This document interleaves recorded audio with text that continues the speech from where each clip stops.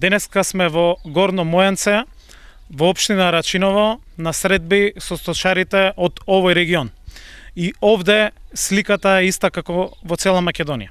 Неспособноста и неажурноста на институциите, на Министерството и на Агенцијата за храна и ветеринарство, особено во делот на справување со болеста јазлеста кожа, се гледа и во овој крај, и сточарите од овој крај ги имаат истите проблеми и истите маки. Првенствено е тоа што институциите ги нема на терен, а сточарите се оставени сами. Сакаме да подсетиме дека македонските институции и власти уште во 2015 година беа информирани и знаеа за можноста од ширењето на болеста јазлеста кожа и во Македонија.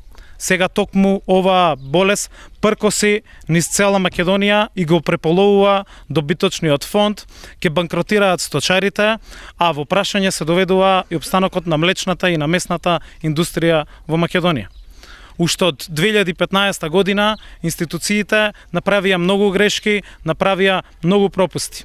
Не беа обезбедени материјални и финансиски средства, не беа донесени плановите кои што треба во 2015 година, се со цел институциите да се справат со оваа болест. Но грешките се повторија и продолжија во 2016 година со самото потврдување на болеста и нејзиното ширење во Македонија.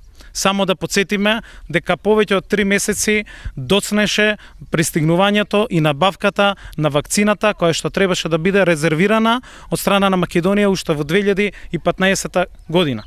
Се уште целосно не е спроведена вакцинацијата во Република Македонија, а нема ниту еден сточар кој што е обештетен за убиениот добиток и за убиените говед.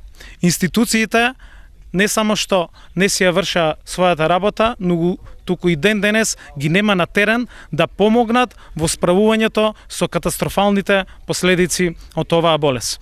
Затоа повикуваме дека Агенцијата за храна и ветеринарство, сите надлежни институции мора веднаш со целиот свој капацитет да излезат на терен и да помогнат на сточарите во справувањето со последиците од болеста јазлеста кожа.